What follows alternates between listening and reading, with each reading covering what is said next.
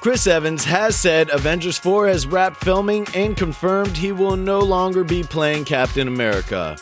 The 37-year-old actor starred as Steve Rogers and his crime-fighting alter ego in the Marvel Ensemble movie franchise and took to Twitter to reveal the fourth installment of the series has officially wrapped filming.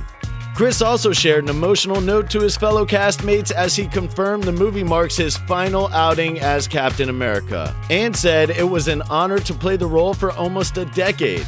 He wrote on his social media account, "Officially wrapped on Avengers 4, it was an emotional day to say the least. Playing this role over the last 8 years has been an honor. To everyone in front of the camera, behind the camera, and in the audience, thank you for your memories. Eternally grateful." The actor had previously alluded to having retired the character in an interview earlier this year, which quoted him as saying, "You want to get off the train before they push you off." We're betting you loved that video. Wasn't it great? Well, like and subscribe to get even more.